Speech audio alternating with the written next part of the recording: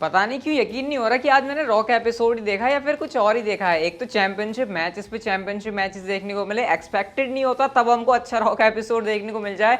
और भाई शो की एंडिंग में रैंडी ओटन ने डब्ल्यूडब्ल्यूई चैंपियन बॉबी लेस्ली को लगाया है आरकेओ। क्या रैंडी ओटन जाएंगे डब्ल्यूडब्ल्यूई चैंपियनशिप के लिए? और गोल्डबर्ग की तरफ से वार्निंग भी आ चुकी है। तो पूरे शो के बारे में इस वीडियो में बात करने वाले हैं। कैसा रॉ का एपिसोड था, बस आपको क्या करना है, हर बार की तरफ वीडियो के साथ चिपके रहना है बिल्कुल लास्ट तक। तो फिर देर किस बात की, शुरू करते हैं। Okay.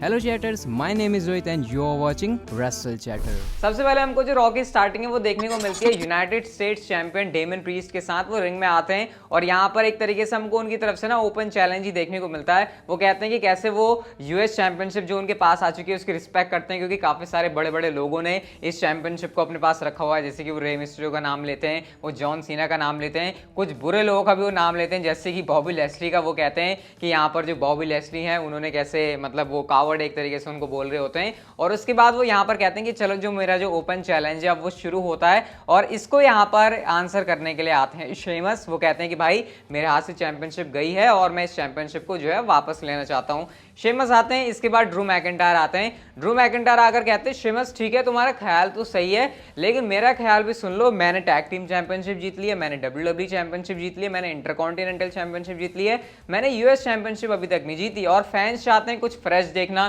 तो क्यों ना मैं जीतूं ये चैंपियनशिप, तो क्यों ना मैं इस जो ओपन चैलेंज है इसको आंसर करूं।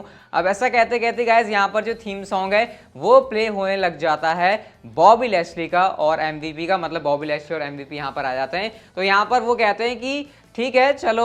वो यहाँ पर सबसे पहले तो गोल्डबर्ग की जब चैंट लग रहे होते हैं तो एमवीपी कहते हैं कि भाई उस बंदे का चैप्टर ओवर हो चुका है, उसके बारे में बात मत करो। और वो यहाँ पर बात करते हैं बिजनेस की। वो कहते हैं कि बॉबी लेस्ली के पास ना डबल चैंपियनशिप अच्छी लगेगी, तो क्यों ना जो बॉबी लेस्ली है वो तुम्हारे चैलेंज को आंसर करे। अब ऐसा कहते कहते यहाँ पर एक और बंदों की एंट्री होती है और वो थे हमारे आरके ब्रो यानी कि रैंडी ओटन और रिडल। रैंडी ओटन और रिडल यहाँ पर आकर जो है अपनी तरफ से नई बातें करने लग जाते हैं। वो यहाँ पर एक तरीके से उनका जो इशारा है वो बॉबी लेस्ली की तरफ होता है। वो यहाँ पर बात कर रहे होते हैं कि किस तरीके से मतलब यहाँ पर ये जो सारी चीज़ें हो रही थी ना वो मैच सेटअप करने के लिए हो रही थी। वो बॉबी लेस्ली को ये कह रहे होते हैं कि अगर तुमको डबल चैंपियनशिप चाहिए तो भाई उसके लिए तुम्हारी ये रॉ टैग टीम चैंपियनशिप भी तो हो सकती है। मतलब वो इस तरीके से एमवीपी को उकसा रहे होते हैं। मेरे को ये सेगमेंट देख के पता कैसी फील आई, जैसे हमको 2012, 13, 14 के आसपास डब्ल्यूडब्ल्यूई देखने को मिलती थी। मतलब एकदम से स्टार्टिंग में काफी सारे लोग आ रहे होते हैं तो इनके बीच ऐसे पूरी भसड़ मची रही होती है, कोई किसी को कुछ कह रहा, कोई किसी को कुछ कह रहा है, इनके बीच पूरी टेंशन सा माहौल क्रिएट हो रहा होता है। तो यहाँ पर आकर सीन क्या बनता है, सोनिया डेविल और एडम पियर्स आते हैं और यहाँ पर आकर मैच ये सेट होता है कि कहते हैं भाई सारा सीन बन गया है, हम यहाँ पर 2 मैच बना लेते हैं। पहला मैच बनता है triple threat match United states championship के लिए। डेमन प्रीस्ट अपनी चैंपियनशिप को डिफेंड करेंगे अगेंस्ट शेमस और ड्रू मैकिंटायर, और आरके ब्रो अगेंस्ट में होंगे मेन इवेंट में एमवीपी और बॉबी लेस्ली, जहां पर रॉ टैग टीम चैंपियनशिप्स होंगी ऑन द लाइन। तो ये जो है जो मैच यहां पर ऑफिशियल हो जाता है। और ये जो स्टार्टिंग में हमको सीन देखने को मिलता है, मुझे भाई ये देखकर काफी मजा आया जिस तरीके से पूरी केमिस्ट्री थी। एक वो मूवमेंट काफी अच्छा लगता है जब रिडल कुछ ज्यादा ही बोल रहे होते हैं तो रैंडी ओटन उनका माइक नीचे कर देते हैं। तो ये जो ओपनिंग सेगमेंट था मुझे भाई देख के काफी अच्छा लगा, बहुत पुराने वाले डब्ल्यूडब्ल्यूई की फील आई। तो ये देखकर काफी मुझे सही लगा। और ओपनिंग जब ऐसी हो जाए तो मुझे लग रहा था आज कुछ रॉ में अलग फील है और वो यहाँ से पता चल जाता है। खैर हम लोग अगली चीज की तरफ बढ़ते हैं। यहाँ पर रिया रिप्ली और शेना बेजलर का मैच था। रिंग साइड पर जो है निकी ऐश और नाया जैक्स थी। नाया जैक्स ने निकी ऐश को जो है पेल दिया यहाँ पर और रिया रिप्ली इस मैच में जीत जाती है। और मैच खत्म होने के बाद नाया जैक्स ने रिया रिप्ली के ऊपर भी अटैक कर दिया। बोरिंग सी यहाँ पर चीज थी, ज्यादा बताने के लिए कुछ है नहीं। इसके बाद गाइस हमको टैग टीम मैच देखने को मिलता है Viking readers versus Jinder Mahal and वीर का। जिंदर महाल बैरी हो चुके हैं, उनसे कोई उम्मीद लगाने की जरूरत नहीं है। यहाँ पर मैं आपको एक बात बिल्कुल क्लियर बता देता हूँ, क्योंकि इस मैच के अंदर भी जिंदर महाल और वीर हार चुके हैं और जिंदर महाल इस मैच में पिन हुए हैं। सबसे मेन बात यह है जब वाइकिंग एक्सपीरियंस उनके ऊपर लगता है तो उनसे फिलहाल कोई उम्मीद लगाने की जरूरत नहीं है। डब्ल्यूडब्ल्यूई का उनको पुश करने का कोई प्लान नहीं है। आज के रॉ के एपिसोड से ये बात हो चुकी है पूरी तरीके से क्लियर। इसके बाद गाइस हमको देखने को मिलता है कमाल का triple threat match US championship के लिए। भाई साहब क्या हार्ड हिटिंग मैच था। इस मैच को जाकर आप लोग जरूर देखना, अगर आप मिस करते हो तो आप बहुत बड़ी गलती कर रहे हो। और गाइस मेन बात हमको इस मैच से देखने को मिलती है कि डेमन प्रीस्ट ने ना सिर्फ यहाँ पर अपनी चैंपियनशिप को रिटेन किया है, बल्कि उन्होंने इस मैच में शेमस को नहीं बल्कि ड्रू मैकिंटायर को पिन किया है। जब ड्रू मैकिंटायर ने क्लेमोर किक लगाई शेमस को और उसके बाद अपना फिनिशर रेकनिंग ड्रू मैकिंटायर के ऊपर उन्होंने लगाया और उन्होंने ड्रू मैकिंटायर को पिन किया। यानी यहां से आप लोग देख सकते हो कि ड्रू मैकिंटायर को पिन उन्होंने किया, जो कि इतने टाइम से काफी अच्छे पुश के ऊपर थे। तो इसका मतलब कि डेमन प्रीस्ट को भी अब काफी तगड़ा पुश मिल रहा है। तो ये चीज देखकर काफी मुझे सही लगा। ये मैच जाकर आप लोग जरूर देखना, मैं आपको डेफिनेटली रिकमेंड करता हूं और काफी मजा आया इस मैच को देखकर। और रॉ से आज डेफिनेटली इस मैच ने भी जो लेवल है ना उसको अप करने का काम किया है, मैं डेफिनेटली कहना चाहूंगा। इसके बाद गए हमको गोल्डबर्ग देखने को मिलते हैं डिजिटल एक्सक्लूसिव। मतलब ये वीडियो वैसे WWE ने अपने डिजिटल प्लेटफॉर्म के ऊपर पहले रिलीज कर दी थी, लेकिन रॉ के ऊपर भी हमको ये देखने को मिलती है। और गोल्डबर्ग से सवाल पूछा जाता है कि भैया अब तुम्हारे लिए नेक्स्ट क्या है। तो यहां पर गोल्डबर्ग ने इस बात को क्लियर कर दिया कि उनका जो ऑब्जेक्टिव है वो चेंज हो चुका है। वो अब बॉबी लेस्ली के लिए आ रहे हैं, लेकिन इस बार WWE चैंपियनशिप के लिए नहीं, बल्कि उन्होंने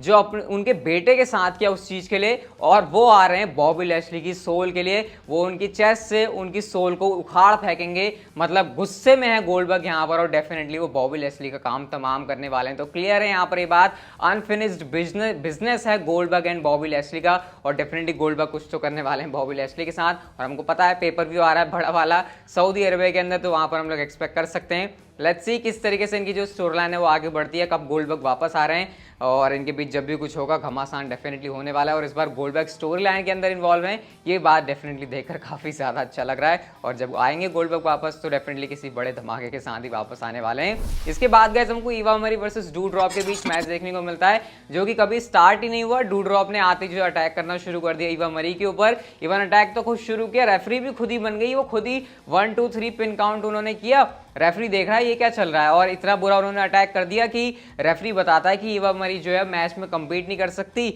और मैच में कंपीट नहीं कर सकती तो मैच शुरू नहीं हुआ। और जो है डूड्रॉप खुद ही माइक पकड़ के कहती है कि इस मैच की जो विनर है वो है डूड्रॉप, और पता नहीं इस मैच में यही चल रहा है। डूड्रॉप यार कुछ भी करे, लेकिन उनका कैरेक्टर काफी एंटरटेनिंग है, ये बात मैं कहना चाहूंगा। भले ही यहाँ पर ईवा मरी बोरिंग जरूर लगती है, लेकिन डूड्रॉप के अंदर डेफिनेटली कुछ ना कुछ इंटरेस्टिंग है, और मुझे लगता है इस कैरेक्टर के साथ कुछ बढ़िया जरूर किया जा सकता है।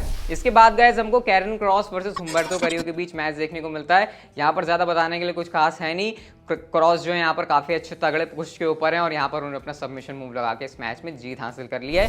इसके बाद अगला मैच आता है Nia Jax versus Charlotte fair के बीच में। शॉकिंग फिनिश था इस मैच के अंदर, क्योंकि नाया जैक्स ने यहाँ पर शार्लेट फेयर को पावर बॉम्ब लगा के इस मैच में हरा दिया है। जब हमने देखा कि टर्न बगल के ऊपर शार्लेट फेयर का मुंह पड़ता है, उसके बाद वो कुछ अजीब से बिहेव करने लग जाती हैं, जैसे उनको पता नहीं चल रहा कि मैच के अंदर क्या हो रहा है। और इस बात का फायदा जो है नाया जैक्स ने उठा लिया, और शायद ऐसा लग रहा है कि वो नेक्स्ट इन लाइन है रॉ वुमेन्स चैंपियनशिप के लिए, शार्लेट फेयर को चैलेंज करने के लिए। लेट्स सी आगे रॉ वुमेन्स चैंपियनशिप की पिक्चर के अंदर हमको क्या सीन देखने को मिलता है, लेकिन नाया जैक्स को देखकर ऐसा लग रहा है कि शायद WWE उनको तगड़ा पुश करने वाली है।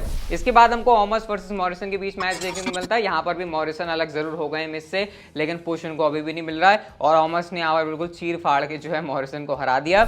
इसके बाद जेवर वुड्स वर्सेस एजे स्टाइल्स का मैच था। यहाँ पर भी कुछ स्पेशल बताने के लिए है नहीं, इससे पहले इन्होंने अच्छे मैचेस डिलीवर किए हैं, लेकिन आज का मैच मुझे फीका फीका सा लगा, और एजे स्टाइल्स ने यहाँ पर सबमिट करवा के जो है जेवर वुड्स को इस मैच में हरा दिया। लेकिन बात करते हैं गाइस हम लोग शो के मेन इवेंट की, जहां पर मैच था R K bro versus MVP and Leslie के बीच में, जहां पर raw tag team championship is on the line. और गाइस ये मैच काफी इंटरेस्टिंग था। हर बार की तरह जो स्टोरी थी वो सेम थी। जब मैच के अंदर एमवीपी टैग के अंदर हैं, तो यहाँ पर सीन ये बनता है कि जो मैच के अंदर डोमिनेट हैं वो आर के ब्रो कर रहे हैं, लेकिन जब लेस्ली आते हैं तो यहाँ पर हमको लेस्ली का दबदबा देखने को मिलता है। और हमने एक काफ़ी तगड़ा मूव देखा, किस तरीके से जो रिडल है वो बाहर कूद जाते हैं लेस्ली और एमवीपी के ऊपर। लेकिन हमको पता था टाइटल चेंज यहाँ पर नहीं होना, और हमको जो है यहाँ पर रिंग साइड से इंटरफेरेंस भी देखने को मिलती है जब ऑमस यहाँ पर आ जाते हैं। हालांकि मुझे लग रहा था कि डिस्क्वालिफिकेशन में मैच एंड ना हो जाए, लेकिन वो मतलब बिल्कुल डिस्क्वालिफिकेशन होते होते बचा। एजे स्टाइल्स भी मैच में इंटरफेयर करते हैं, लेकिन वही रैंडी ऑर्टन अपना मूव करते हैं इस तरीके से, वो उठा के अनाउंसर टेबल के ऊपर नहीं पटक देते, वैसे ही उन्होंने एजे स्टाइल्स को पटक दिया। और रिंग के अंदर हम लोगों ने देखा कि रिडल ने अपना जो फ्लोटिंग ब्रो है वो लगा दिया, MVP के ऊपर और इस तरीके से पिन करके रॉ टैग टीम चैंपियनशिप जो है सक्सेसफुली उन्होंने रिटेन कर ली। लेकिन मैच खत्म होने के बाद जो है सीन कंटिन्यू रहता है जब बॉबी लैशली आया और चीर फाड़ के उन्होंने बहुत ही तगड़ा वाला रिडल के ऊपर स्पीयर लगाया, मतलब खतरनाक वाला स्पीयर था। रिडल पता नहीं इसको झेल कैसे गए, लेकिन रैंडी ओर्टन ने जब ये चीज़ देखी कि भाई मेरे साथी के ऊपर तुमने स्पीयर लगाया, तो ये चीज़ उनको देखकर बिल्कुल भी हजम नहीं हुई। और इसके बाद गाइस रैंडी ओर्टन ने तुरंत लैशली के ऊपर RKO लगा दिया। और गाइज मुझे लग रहा था जब रिडल के ऊपर स्पीयर लगता है तो बस यहाँ पर रॉ की एंडिंग हो गई, लेकिन जिस तरीके से रैंडी ओर्टन ने RKO लगाया लैशली के ऊपर, और हमको पता है नेक्स्ट पेपर व्यू के अंदर कोई खास अपोनेंट भी नहीं है लैशली के लिए, तो क्या यहाँ पर WWE चैंपियनशिप के लिए रैंडी ओर्टन चैलेंज कर सकते हैं बॉबी लैशली को WWE चैंपियनशिप के लिए? इसकी यहाँ पर एक पॉसिबिलिटी बनती है, या तो ऐसा हो सकता है कि बॉबी लैशली अपनी चैंपियनशिप डिफेंड ही नहीं कर रहे नेक्स्ट पेपर व्यू के लिए, या फिर हो सकता है यहाँ पर पॉसिबिलिटी बने रैंडी ओर्टन और हमारे बॉबी लेस्ली की WWE चैंपियनशिप के लिए, क्योंकि अगर कोई अपोनेंट नहीं है तो शायद फिर रैंडी ओर्टन एक अच्छे चैलेंजर हो सकते हैं बॉबी लेस्ली के लिए WWE चैंपियनशिप के लिए एक पेपर व्यू निकालने के लिए। तो देखते हैं यहाँ पर क्या सीन बनता है। लेकिन आज की रॉ मैं कह सकता हूँ एक्सपेक्टेड नहीं था कि कुछ होगा रॉ के एपिसोड में, लेकिन जिस तरीके से रॉ को बनाया गया भाई, आज की रॉ सच में काफी एंटरटेनिंग थी और आप आज की रॉ से एंटरटेन हो सकते हो। जबकि रॉ के ऊपर कुछ खास नहीं था, लेकिन फिर भी WWE ने घुमा फिरा के अच्छा कार्ड बना दिया और इसके लिए मैं WWE को अप्रिशिएट करूंगा। बाकी आपको हमारी वीडियो कैसी लगी लाइक करके आप लोग बता सकते हो, चैनल को आप लोग कर सकते हो subscribe, and see you guys in my next video.